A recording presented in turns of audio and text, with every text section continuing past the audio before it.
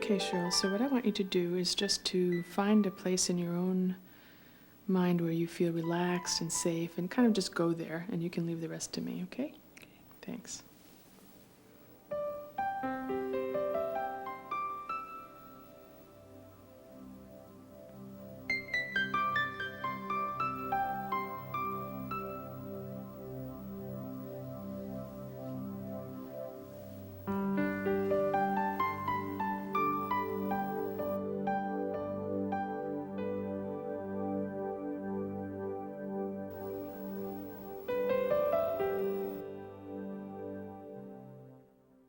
Hi, I'm Dr. Janet Quinn.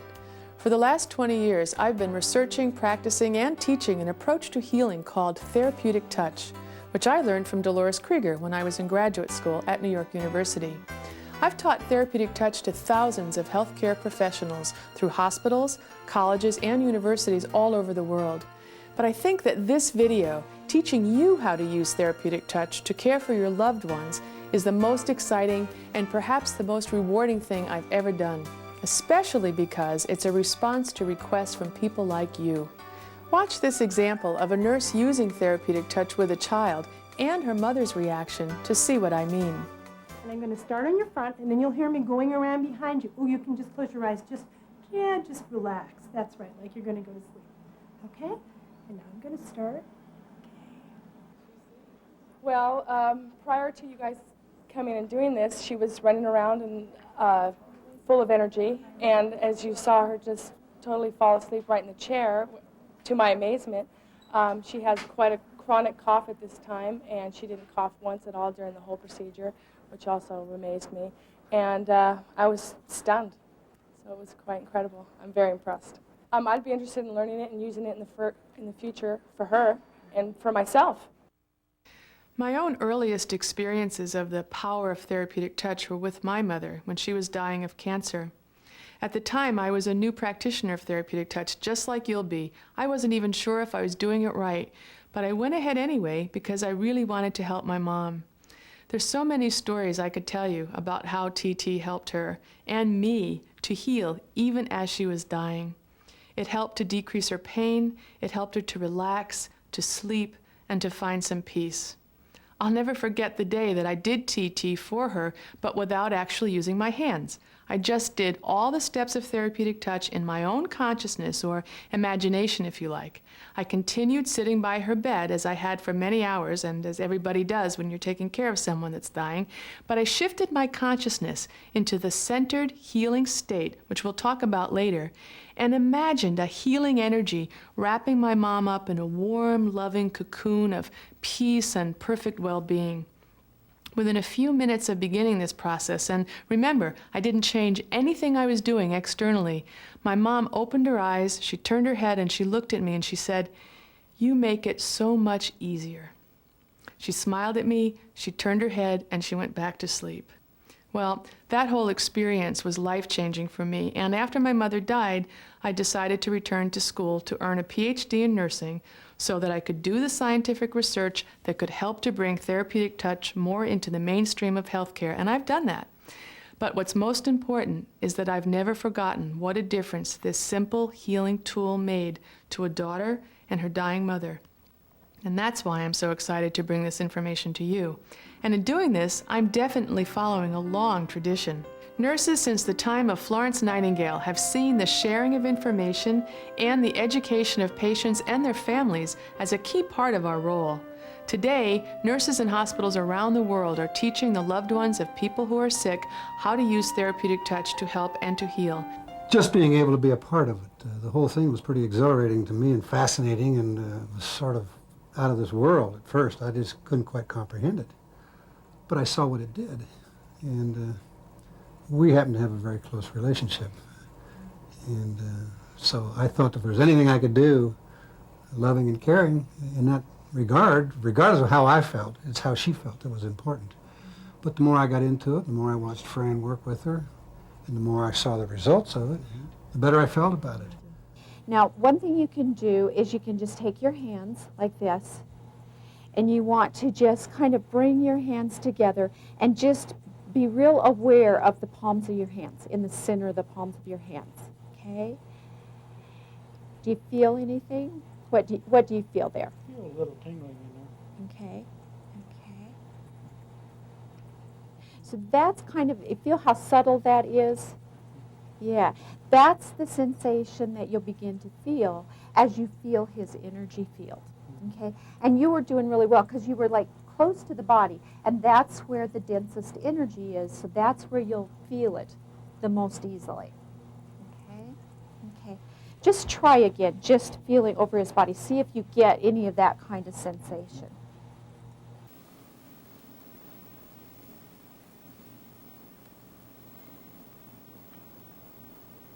Oh, I think it de-ruffled his feathers because he's short-tempered. When he comes home upset with something, maybe we can calm him down better and quicker. The National League for Nursing produced a 3-part videotape course on therapeutic touch for use in teaching nursing students and practicing nurses. These tapes are now being used in schools of nursing and hospitals all over the world, from England to Australia. In fact, they've even been translated into Dutch and Japanese. We've edited these tapes so that you too can learn therapeutic touch. As we begin, it's important to remember that therapeutic touch is not a replacement for standard medical or nursing care, but is used to complement that standard care. So let's begin the course. In the first class, we'll explore the origins of therapeutic touch, its purpose as a healing tool versus a curing technique, and the basic theory which underlies its practice. I'll also highlight some of the research which I and other nurses have done to demonstrate the effects of therapeutic touch. I'll see you back here at the end of the first class. Enjoy. Therapeutic touch is an energy interaction between two people, where one of those people has the intent to help or to heal the other person. And it's useful to clarify the term heal as it's used in this context, because when people think about healing or hear the word heal, all kinds of incredible images emerge in people's consciousness. They think about the blind seeing and the deaf hearing and people throwing away their crutches and jumping out of wheelchairs. But that's not what we're talking about when we talk about therapeutic touch.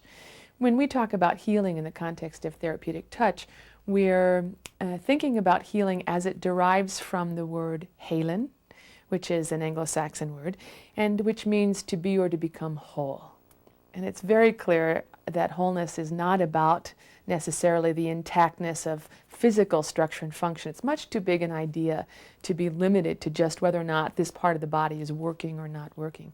So the presence or absence of certain body parts, the functioning of organs, is not the critical definition of wholeness. Well, if that's not it, then the question is, what is wholeness? The ancient wisdom, contemporary writers, and popular jargon all tell us that healing and health are about harmony of body, mind, spirit. Harmony is a state of order, agreement, or aesthetically pleasing relationships among elements of the whole. Synonyms for harmony are unity, order, peace, and connection. Synonyms for connection are relationship, congruity, and unification. When we hear these words, the image that arises is that when we as human beings talk about wholeness, we're fundamentally talking about relationship and being in right relationship. And this right relationship is something which occurs at all the levels of human experience. It's the opposite of fragmentation, rootlessness, groundlessness, disorientation.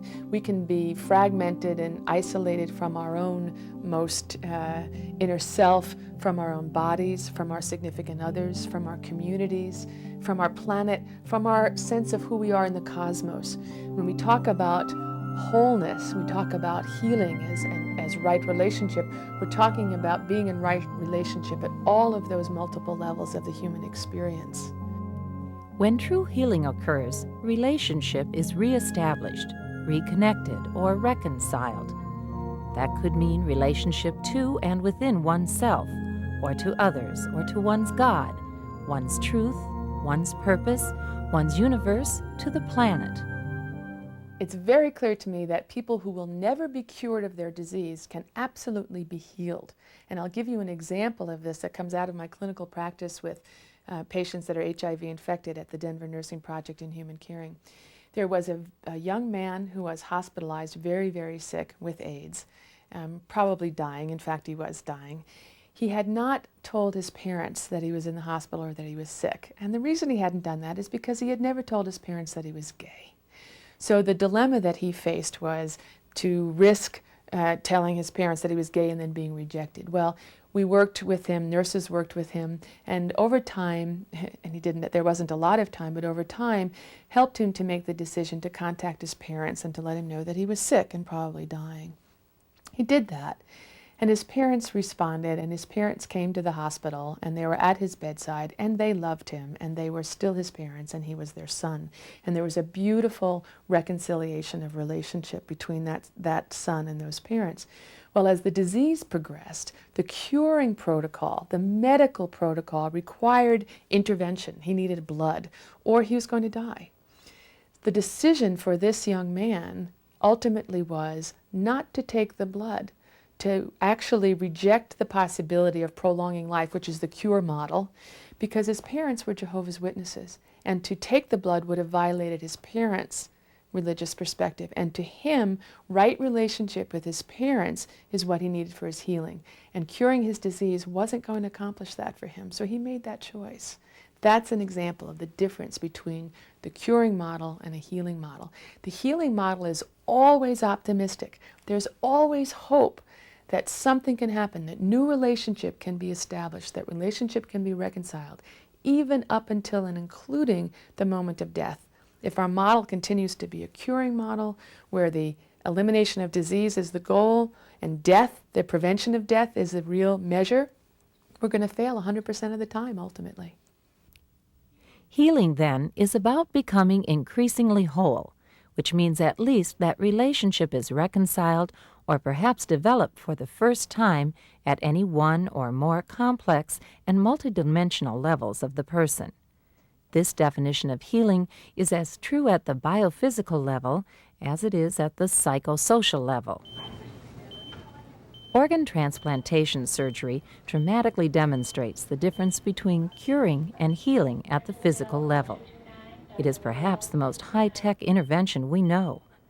At the completion of surgery, disease has been removed and replaced with non-disease, perfect curing. But what is left is the healing process. And what has to happen for this person to heal? The new cells in this new organ have to come into relationship, literally, with all of the cells that surround it. They literally, not metaphorically, not in some kind of abstract way, but absolutely, literally have to learn to communicate with each other. They have to make community with each other. They have to bond together. They have to work together. They have to take in resources. They have to eliminate waste. If that relationship cannot be established, healing isn't going to happen. And you're going to have a person who can end up dying cured. The healing process then, as I see it, is a natural, innate human response that emerges from within the whole person of the person doing the healing.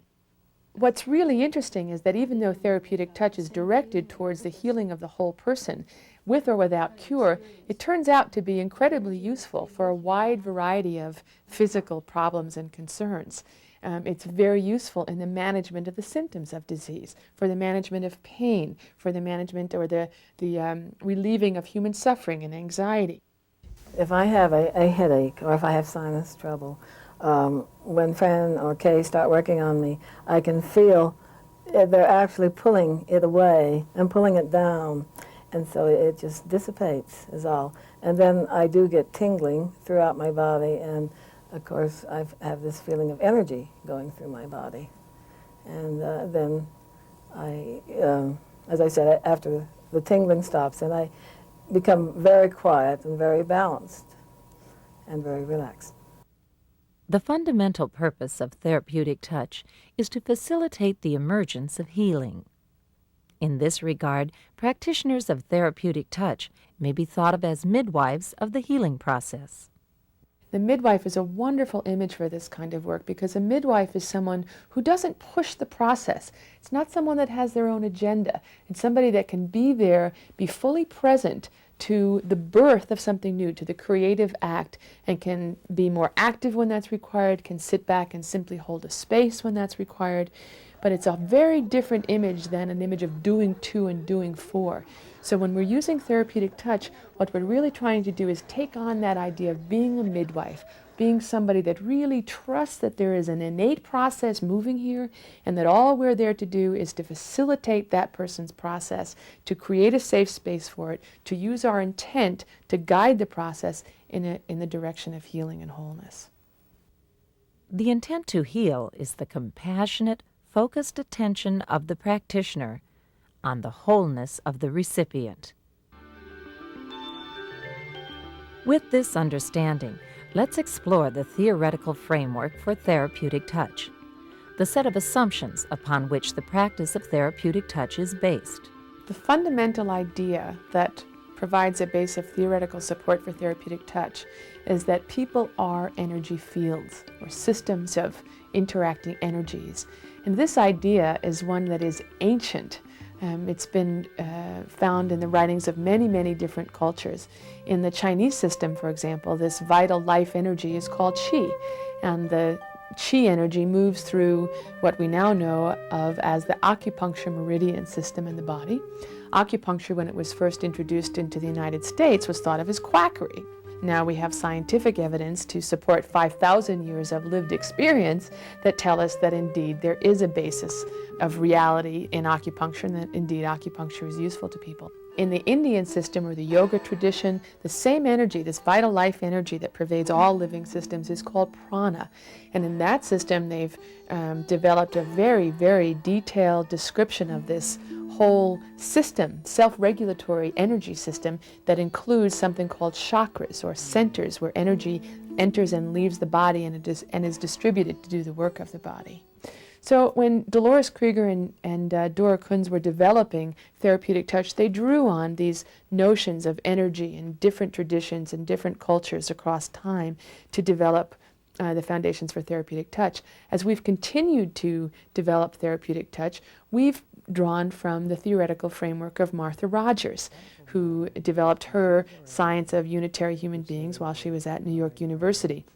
And in that system of nursing theory, we again come back to the same fundamental idea that people are energy fields. Not that they have energy fields, but that we are fundamentally fields of energy interconnected with everything else in the universe, with each other, with the stars, with the trees, that fundamentally there is no such thing as a separate person. We're all interconnected energetically. Through this energetic relationship between individual energy fields, it is possible for one in the role of practitioner to participate knowingly in the change process of one in the role of recipient. Therapeutic touch stimulates the innate healing potential which lies within each of us. Research on therapeutic touch has increased in both quantity and quality over the last 15 years and has been published in nursing's most prestigious journals. In placebo-controlled studies, nurse researchers have shown that therapeutic touch can decrease anxiety, eliminate or decrease pain, and decrease the amount of pain medication needed after surgery. Descriptive studies have shown that therapeutic touch can increase the feelings of joy, contentment, vigor, peace, and love, decrease feelings of depression, anger, hostility, and guilt, and strengthen some parts of the immune system. Clinical experience and more research will continue to expand our knowledge about the benefits of therapeutic touch and how therapeutic touch works. This discussion concludes the first class in our video course on therapeutic touch. Now that you've learned the history and the purpose of therapeutic touch, you're ready to learn how to do it. In the next class, you'll join a group of nurses who are learning therapeutic touch at a Denver hospital. We'll start with a process called centering, which is a way to relax and become present to the person you're trying to care for. This is a great thing to do, even if you never use therapeutic touch, because it puts you into a very relaxed and peaceful state, which, as a caregiver, you very much need to do several times a day to take care of yourself. After centering, the nurses are taught to do something called assessment. This is a process during which the nurse tries to perceive subtle cues from the person's energy field, and you'll learn this too. But I want to emphasize that I consider this to be the least important step for your purposes. You don't have to feel the energy in order to be able to help, and this is why therapeutic touch is so appropriate for use by lay people. In the class, I'll emphasize this point again, and you'll learn, just like the nurses, how to proceed to help with therapeutic touch, even if you don't feel the energy field. So let's join the class, which is already in progress. I'm going to talk about 5 steps in the therapeutic touch process. We talk about centering in the present moment, assessing the client's energy field, clearing and mobilizing the client's energy field, directing energy towards wholeness, and then balancing the energy field or knowing when to stop. So those are the kind of the steps or the stages of the therapeutic touch process. And we're going to talk about those steps in a very linear way. Even the word step, it's kind of linear and hierarchical. But our real lived experience of therapeutic touch, as you well know, is that it is much more a process, more like a dance or a flow. So we'll begin and do some assessment, and then we might go ahead and do some clearing and balancing of the field, then reassess, then perhaps direct some energy, and then finish the treatment. So we move back and forth in these what we're calling steps, and we're just breaking it down to learn, to teach the details of the process. When we do it, it blends together as a beautiful whole, a beautiful dance between the practitioner and the recipient.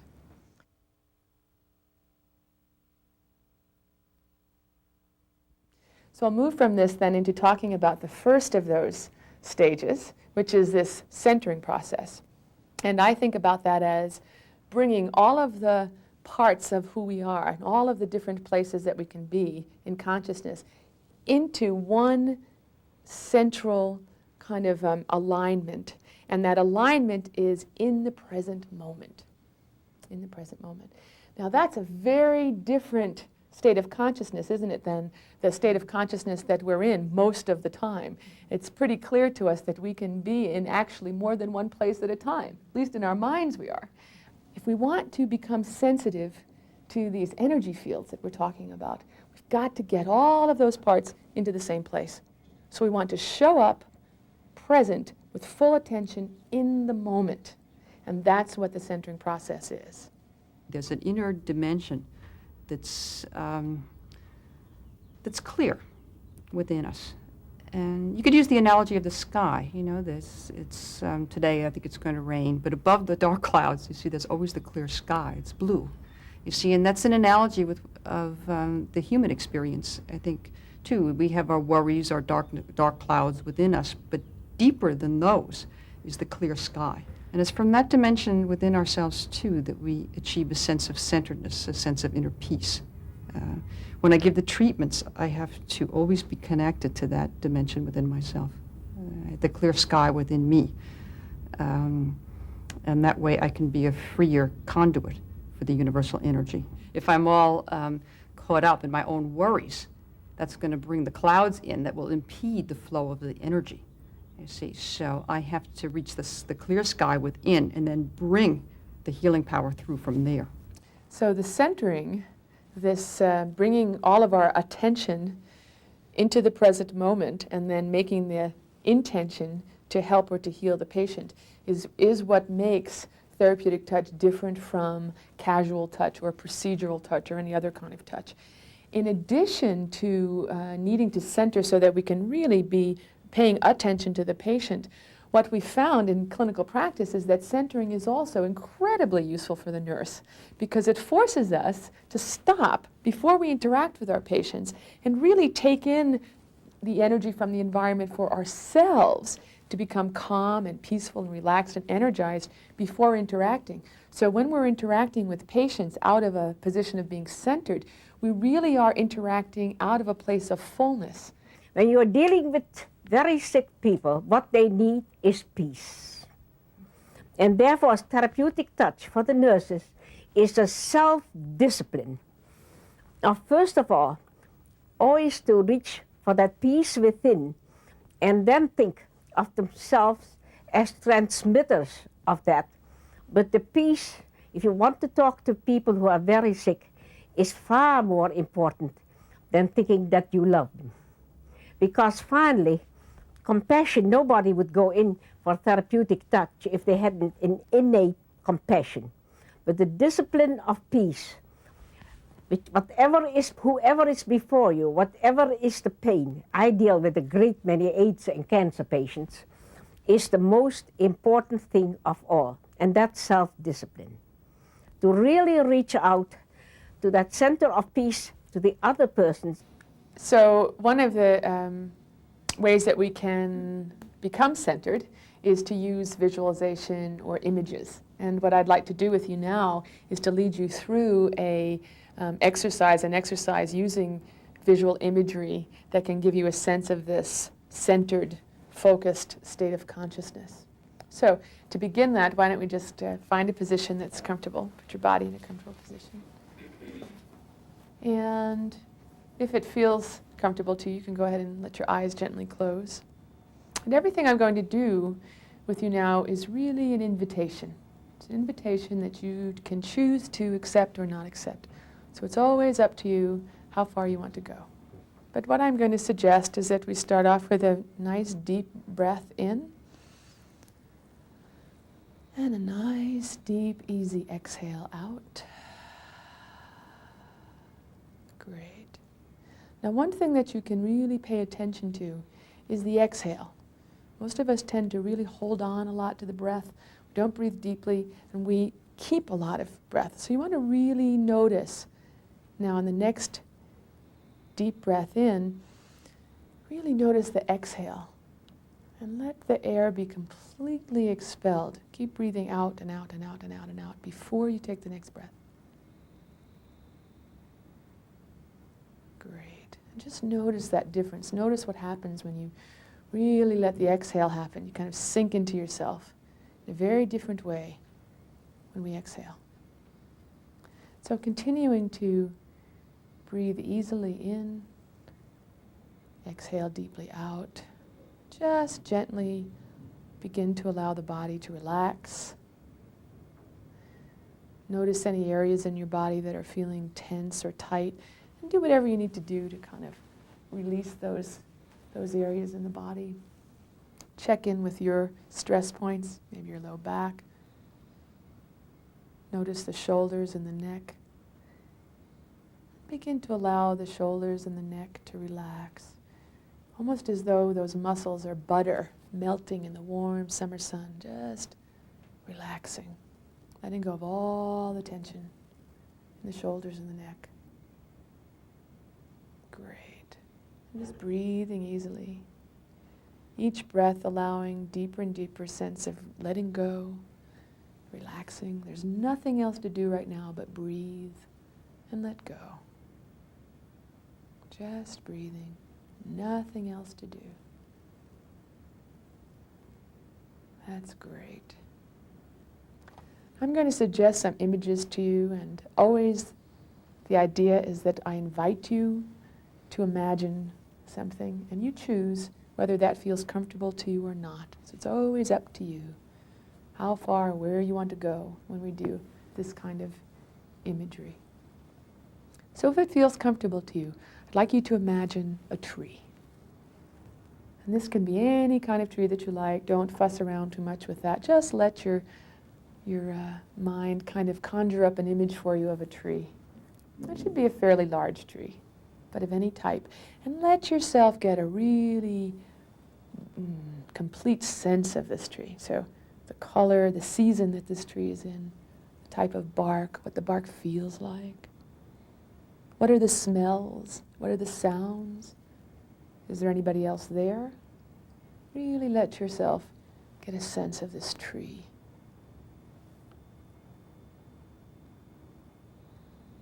And in your imagery, if it feels comfortable and if you're not already there, allow yourself to get very close to this tree so that you're actually able to put your hands on the tree. And if it feels comfortable in the image, you can allow yourself to imagine leaning up against the tree. Just really giving the tree your full weight, letting the tree support you. Really leaning into it. And as you lean into that tree, imagine that you can look up through the leaves and the branches at the top of the tree and feel the sun coming down and shining down on the tree and on you as you lean against the tree.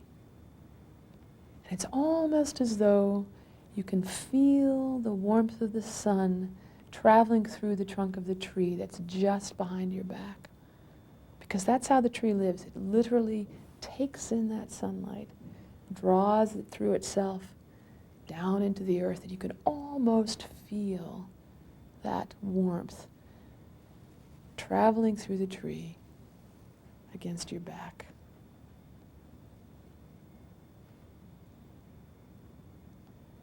And now, if it feels comfortable to you, let yourself sink even more deeply into the tree so that you almost become part of the tree. And now it's as though you could feel the sunlight coming through the top of your own head, being drawn through your own body, down your legs and out your feet into the earth. And just let yourself get that sense of the warmth coming in through the top, being drawn through your body, down your legs and out your feet. And just let yourself notice the experience, what it feels like to be open and grounded at the same time. And now, if it feels comfortable, begin to link that experience to your breath. So as you breathe in, you're taking in this warmth and sunlight. And as you breathe out, you let that warmth go right through your body and down into the earth. Breathing in the warmth, drawing it through, breathing it out through your feet. Just let yourself notice what this experience is. Being centered, open, grounded, and linking it up with breath. And know that you can come back to this place anytime, in any environment, because you've created this experience. It belongs to you. And knowing that you can return here at any time just by breathing in and breathing out, you can begin to find a way to separate a little bit from this tree. And the imagery, begin to let yourself stand back a little from the tree. And if it feels comfortable to you, find a way to say goodbye to the tree. Let go of this tree.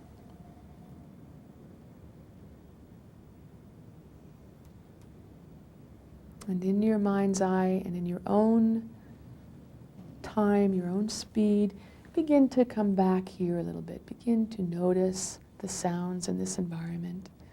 Begin to remember where you are, slowly taking your time, gradually returning to this place, keeping that sense of centeredness and groundedness and openness at the top, returning here. And when you feel like you're fully back here, go ahead and open your eyes and be fully here. Great, so everybody's back. So I think this is a really wonderful image for the kind of consciousness that we're talking about when we talk about being centered, because it literally is this sense of being open at the top, as the tree is, and literally taking in energy from the environment and drawing it through ourselves, and then grounding, really wanting to be grounded on the earth or in the earth.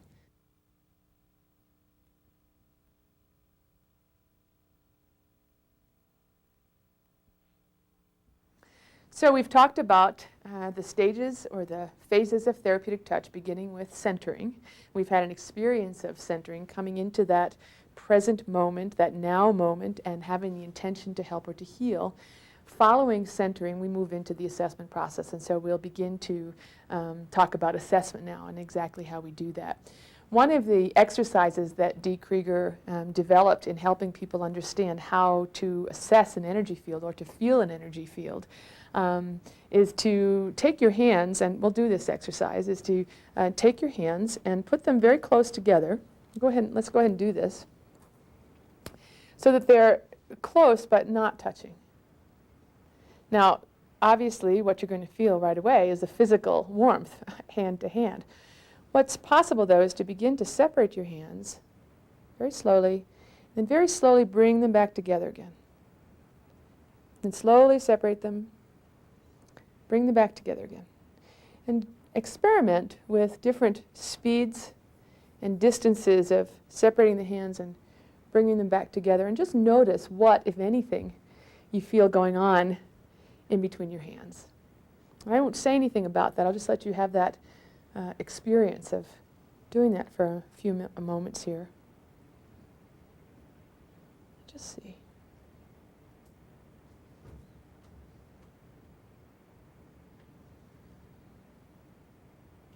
This is exactly what we're trying to do when we do assessment. We're trying to feel those same kinds of things on our patient instead of on ourselves. And each therapeutic touch practitioner experiences that energy field in a very unique way. So just as you all had different experiences, one person says it feels like tingling, one person says it feels like heat, those are the kinds of things that people feel when they're assessing or trying to perceive the energy field of another person. So they describe it in terms of temperature differentials, heat, coolness, a tingling. Some people feel a sense of pressure. Some people feel a sensation of rhythm or lack of rhythm. Some people feel a sense of a shift in density, thickness versus thinness. So there's all these different ways. So the purpose of doing this assessment is to really get as much information about the person that we're working with as we can. We, as nurses, are always collecting information and always using all that information in our care. And this is just another element of the nursing assessment, really, is to assess what this person's energy flow feels like. And just like other elements in nursing assessment, we are not trying to make a medical diagnosis. We're simply trying to ascertain what this person's energy field feels like, what the flow feels like, if there appear to be any areas that are out of balance or blocked. And that's the sole purpose of this part of the therapeutic touch process. So I start with standing behind the patient and just putting my hands gently on their shoulders and beginning to allow my attention to be drawn into myself. And I'm going to keep talking to you so you won't see all of that. But just gently kind of saying hello with my hands in this way as I'm allowing my focus and my intention to come into myself and calming down, getting here, getting present, showing up in this moment, and just saying hello to the patient. Do our centering process in whatever way is the way that we've learned to do it. And remember that that's a piece of the individual style of the therapeutic touch practitioners, how you center, whether you want your hands on the person's shoulders or you want your hands at your side. That's also up to you to decide what feels comfortable. So for me, this is a nice way to start, by saying hello with my hands, centering myself in that intention to help and to heal, and then beginning my assessment. So following the centering in whatever way we've decided to do that, whatever works for us, we move into the actual assessment process. We do that by bringing the hands up to about 2 to 4 inches away from the surface of the person's body and begin to gently move the hands like so in a very gentle kind of sweeping motion and beginning to tune in and attempt to perceive or feel the quality of the energy flow in this person's field. The human energy field is basically symmetrical and balanced, so that whatever I'm feeling, if I'm feeling heat or tingling, coolness, I basically should feel the same things uniformly through the field. So what I'm feeling on the right, I ought to feel on the left, and what I'm feeling above, I probably ought to feel below. So what I'm looking for are areas that feel differently from each other. And again, this motion is a very smooth motion. It's almost as though the hands are listening. And moving all the way down, making sure you come all the way down to the feet and really checking to see what you feel in the feet. There's a sense of the same continuation of warmth down into the feet, or whatever your kind of baseline feeling is.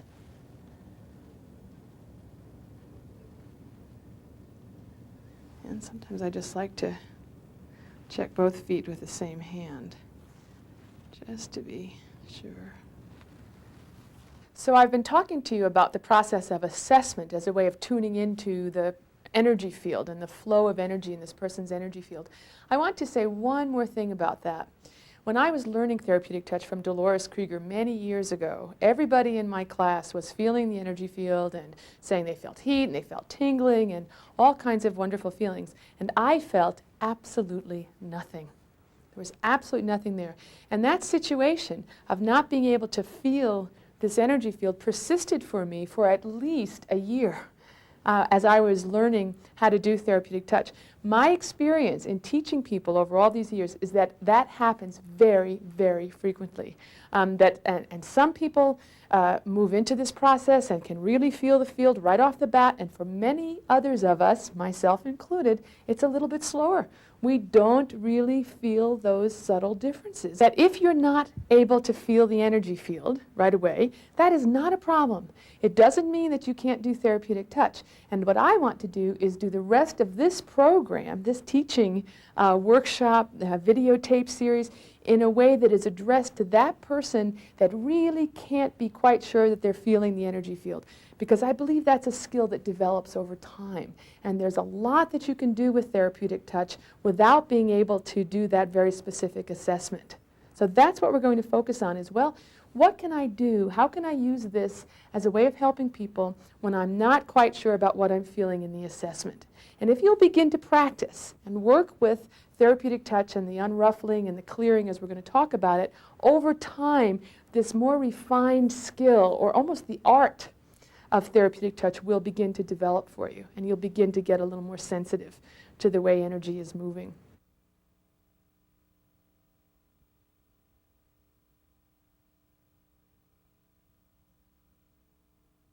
So given that overview, we do centering, we go ahead and assess. Now we're going to move into the process of clearing and mobilizing the energy field. You can think about this as a process of removing superficial blockages in the way that energy is moving through the person's energy field. We tend to get kind of knotted energies. If you think about what your shoulders feel like when you're really stressed and this kind of tension, all that tension is present in the energy field. And that tension blocks the free flow of energy. Now you know that. You know that when you're walking around really tense and tight, that is exhausting. So the first thing we want to do when we're doing therapeutic touch, we want somebody to be able to be energized, to take in energy, is open up the pathways. We want to remove all the barriers, the blocks to the free flow of energy in the system. And that's what this process is of clearing and mobilizing the energy field. I feel that the first thing any of the nurses do if they teach, if they reach out to a person who is very sick, is really to take them from the back before they see your face too much. So that makes it impersonal. And send them the things of peace and quiet and have them relax before you send the healing energy. Because if there's a lot of resistance in people in pain. So I think the most important thing is to relax them first and then send the supporting healing energy. And for that, a person has to have that discipline of, first of all, to be quiet within. My hypothesis is that if you didn't accomplish anything else but to help people relax and rest deeply, you are in fact stimulating their healing process, because we heal better when we are relaxed and not anxious. There's biochemical changes that take place, all of those circulating chemicals that are present when we're stressed disappear when we're relaxed, and healing is facilitated. So even if that's all you do, that's powerful. That's a powerful intervention to help people relax. So let's take a look at what this process of clearing and mobilizing the energy field actually looks like. In many ways, it will look very much like assessment. You're using your hands in a very similar way. They're not going to be very far from the body. We're going to be making some nice smooth sweeps over the body. About the same relative distance, 2 to 4 inches from the skin. But what's different is that I have a very different intent while I'm doing this process. When I am doing assessment, I'm really trying to feel something. When I'm doing this unruffling or this clearing, my intention is to think about relaxing.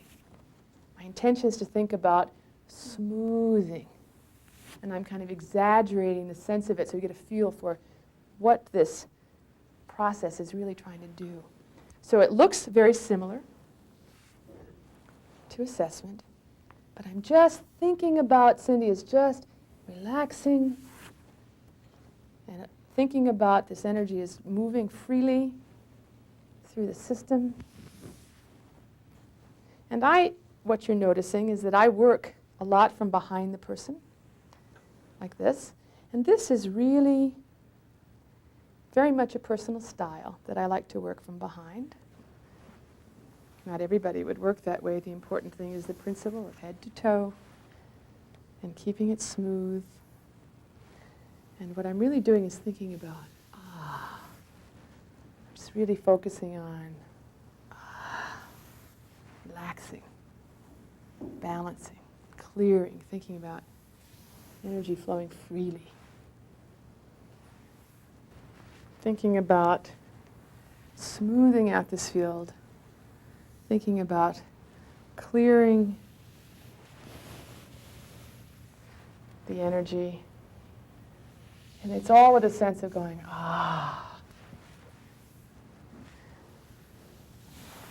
And then I'm going to want to come around to the front, Cindy. And we'll continue that process here.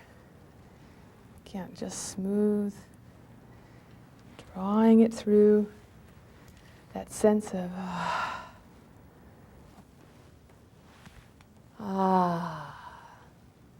That's the sensation that's being created here in your intention.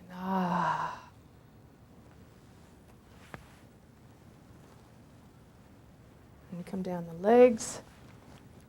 And remember that when we're doing the legs, we come all the way down to the feet and out the feet. Smoothing all the way down. You can come this way. Drawing this energy down, this nice, gentle, kind of sweeping motion. Thinking about letting go and relaxing. So one of the things that you'll notice is that sometimes I'm actually touching Cindy and sometimes I'm not. And the question becomes, well, what's the rule about touch? Do you need to or don't you? Well, the fact is that when you're doing therapeutic touch, you don't need to touch anybody because you're working with the energy field. And that energy field is still present 2 to 6 inches, in fact, to infinity away from the person's body. So we don't ever have to touch, which is a good thing. If you're working with somebody, for example, who has a lot of pain, where touch is going to create pain for them, you can go ahead and do this wonderful, unruffling, calming intervention and not add to their pain by physical contact. So think about burn patients or think about very tiny baby in the neonatal ICU, for example, where you don't want to stimulate them with a lot of touch. You can do it without contact.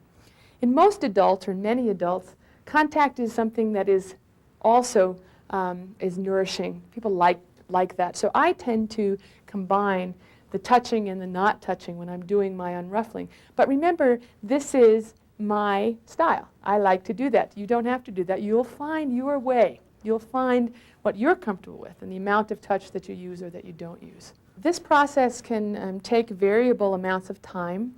5 minutes, if you're not sure of what you're doing, 5 minutes is about enough for most people. If you're getting a sense of the energy through that assessment process, then you would stop and finish this clearing when you got a sense that, in fact, the blockages had been moved or the system had been kind of balanced and cleared. So I'm giving you 2 ways to do this. If you're getting a sense of the energy, then stay with that and trust your intuitive sense about when to stop and trust what you're feeling. If you're not getting that kind of sense, which is very common, 5 minutes or so is a pretty reasonable time to go through this unruffling front and back, head to toe, all the way to the feet in most adults.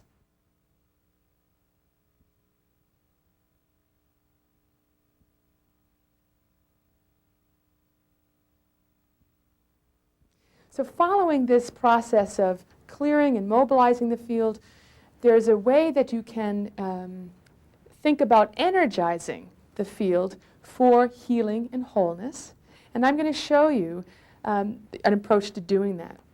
So you would use this stage of therapeutic touch with just about anybody, really, and particularly, again, if you're not sure about what you're feeling through the assessment process, you can do this kind of general energizing healing treatment that I'm going to show you now.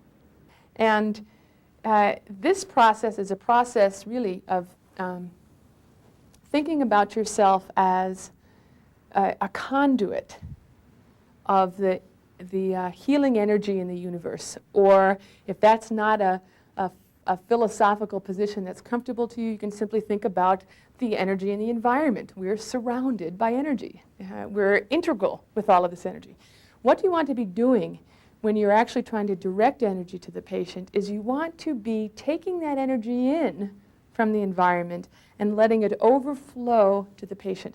Just like we talked about when we did the centering exercise with the tree, you want to think about taking that energy into yourself and then letting it go out to the patient. You don't want this to be your own energy. You don't want to be thinking of yourself as the source of the energy. You don't want to try and be the generator of this energy. All you want to do is to be a transmitter. You want to allow this energy to move through you and out to the patient. So what I'm going to do is I'm going to put one hand behind Cindy right at the level of the top of the kidneys and over the adrenal glands. So it's about mid-back. And I'm going to take my other hand and I'm going to place it in front. And again, this is an individual choice. You can either actually physically touch the person here, or you can keep the hand, again, about 2 to 4 inches away. And I tend to work this way, not touching in front and with my hand in contact in the back. And this is a very simple process, recentering yourself, taking a breath, having the intention to help or to heal, and beginning to just allow, in whatever image is useful for you, a sense of this energy moving through you, through the hand that's in the back, and being kind of drawn forward with the hand in the front. And just allow the hands to stay there fairly quietly as you get the sense of energy moving through you, like we did in the centering, through the top, through you, down your arm, and then begin to see if you can't get a sense of connecting with that energy with this hand in front. And when you begin to get a sense of the energy kind of building up there, you can very gently and slowly think about drawing that through and drawing it down the legs. Coming back and kind of connecting with it again, drawing it through, drawing it down the legs. All the while, remember that the focus here is thinking about or imagining or intending the person whole, healed, balanced. We're always working from head to toe. So I'm just drawing this energy through and keeping in my mind the intention for wholeness for Cindy at all the levels of who she is. And whatever way is useful, whatever images. For me, I have an image of the person's face, and I imagine the person's face as being completely peaceful and completely radiant, completely healthy. See their eyes glowing. That to me is an image of health and wholeness. Notice I haven't said anything about disease. I haven't said anything about focusing on eliminating their disease. I'm just focusing on wholeness and balance. So this part of this process would go on, again, if you're really tuned in and feeling the energy, when you've got a sense that she had absorbed enough, that you get a sense that it's not really moving very much anymore, that would be a time to stop. If you're not sure what you're feeling, then again, you might do this part of the process for 3 or 4 minutes, maybe 5 minutes maximum, I would say, would be a good time to stop if you're not quite sure about what you're feeling. this is a way that I always end a treatment. I always check with the person to see how they're feeling, to see if there's anything that feels like it didn't quite get down past my knee, it feels stuck there, or something feels funny up in the shoulders. To end the treatment, after I've gone ahead and done this general treatment, sending this energy in through the kidney adrenal area and drawing it through, thinking about wholeness down to the feet, I always end by going back to the head and doing again a very gentle clearing, balancing. Again, my intention is thinking about Cindy as perfectly balanced, perfectly whole, and whatever images work for me. And then always finishing by coming down to the feet, thinking about grounding, balance, doing one final sweep and bringing that sense of energy all the way down. And then I find it useful to kind of just hold the feet for a little bit, thinking about the person as being grounded and balanced on the earth. And then gently finishing. If you are a lay caregiver working with someone who needs or wants to remain in bed, use the same general principles and steps used when working with someone in a chair. Work from head to toe, keeping your movements smooth and gentle in both assessment and clearing. It is not essential to turn the person you are caring for. Just remember to keep your focus on wholeness and balance. When directing energy for healing to someone in bed, simply slide one hand under the middle back and place your other hand on or close to the body in the area of the waist. When you have finished directing energy, remove the hand from behind the back. Use the treatment as described for the sitting position, being sure to draw the energy down through the toes. So we've now reviewed the whole method of therapeutic touch. We started with centering in the present moment, bringing our consciousness and our focus into the present moment and making the intention to help her to heal. We moved from that into the assessment process, and we learned something about perceiving the energy field. We also learned to accept our particular approaches to that some of us will be very sensitive and feel the energy field right away, and some of us won't. We've learned to move on out of assessment into clearing and mobilizing the energy field, whether we can feel something or not. We move from that into actually directing energy by placing one hand over the kidney adrenal area and then drawing that energy through and down the feet. And then finally, balancing the energy field from head to toe, thinking about wholeness and grounding. There are a few other considerations that we ought to attend to before we conclude this part of the series on the actual method. One of those considerations is what's happening with the patient while you're doing therapeutic touch. You don't want to get so caught up into what you're doing with your hands and your process that you lose sight of the person that you're working on. So you want to be kind of monitoring what's happening with this person as you're doing the treatment, and you want to be looking for any signs that they've really had enough. One way to do that is to tell the person at the beginning of the treatment that they should let you know if anything feels uncomfortable. And you saw me do that. And the other thing is to watch for things like movement. On a patient that's been very still, you start to see somebody get a little squirmy and a little fidgety, or if the person begins to complain of feeling tension or pain in a particular area, that's probably a sign that there's been enough. It's time to stop. If it happens, you simply stop what you're doing, stop the treatment, and very gently, one time, move from head to toe in this kind of balancing idea, and reassure the person that this is the kind of thing that can happen sometimes when we're working with the energy field. And then let the treatment be. There are a couple of cautions, I think, that you need to know about if you're going to actually begin to work with therapeutic touch. One thing is that probably as a novice, somebody that's just learning therapeutic touch, it would be best not to work with pregnant women. Because in this situation, we've got a very complex a system of energies. We've got the energy field of the mom, and you've also got the baby's energy field. And so that's fairly complex. Now, experienced practitioners have actually taught the expectant fathers how to do therapeutic touch with the moms, and it works really well. But for our purposes, in just learning, I think it's best to wait until you get some experience doing therapeutic touch, and then you could work with that population. The other caution is a more general one, to remember that for the most part the hands continue to move during therapeutic touch. We don't spend a lot of time with the hands still in particular areas unless we're pretty sure about what we're doing from the assessment. And in particular, we don't let the hands get too still around the head. And when you allow your hands to get very still on the head, for a lot of people it begins to feel like it's pressing in on them. It's kind of like putting on a concrete hat, is the way one patient described it to me one time. So when you're working around the head, you want to keep the hands moving. So we need to talk about one other issue, and that is outcome of the process. You know, I've told you a lot about the kinds of things that therapeutic touch can accomplish. We've talked about reducing anxiety, we've talked about decreasing pain, and et cetera.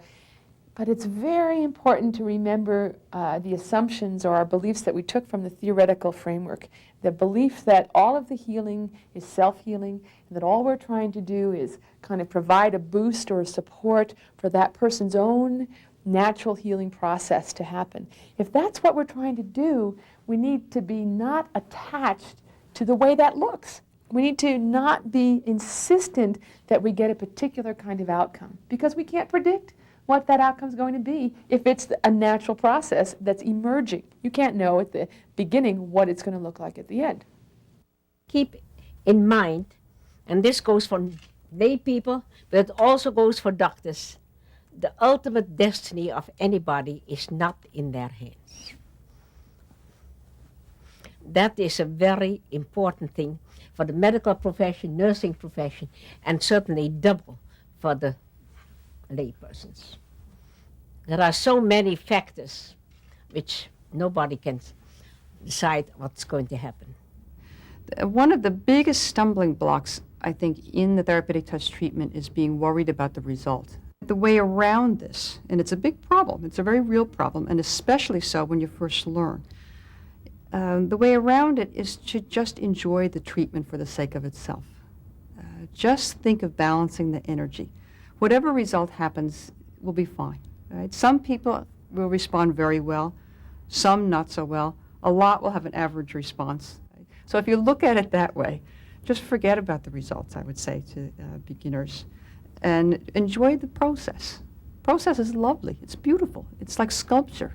It's a dance. It's a wonderful thing to do that enriches you as much as the person that you're giving it to. So just enjoy that, the privilege of helping nature heal. It's participating in one of the great mysteries of life, really. And so I think if we look at it that way and center in the present moment, you know, and do it because it's right to do, that this patient needs some help, and it's right for you to give the treatment and you feel comfortable about it. I think that's the way around this worry about result problem, which is so great. And the results will come to you. Yeah, they will come, as long as you forget about them. Well, that's the end of this introductory course. What's left is for you to integrate what you've learned into your own beliefs and values. Keep in mind that therapeutic touch was not developed within a religious or spiritual framework. It's a tool, an approach, which can be used by many people with many different beliefs. For example, some people like to say a prayer before using therapeutic touch, that God will use this opportunity to help their loved ones. Others find this unnecessary, but choose instead to feel a sense of connection with nature or the universe. Whatever your own spiritual or religious beliefs are, consider how your use of therapeutic touch aligns with them and then act accordingly. Remember that, at heart, therapeutic touch is the offering of unconditional love and compassion with the intention to help or to heal. You have enough information now to begin practicing therapeutic touch with people you love and care about. This has been one of the goals that those of us doing this work have had from the very beginning. We have a vision that someday everybody will have someone to do therapeutic touch for them, whether it's a nurse, another healthcare professional, a loved one, a friend, or a neighbor. On behalf of all of us, I wish you and your loved ones peace and healing today and in all the days to come. Thank you for joining me.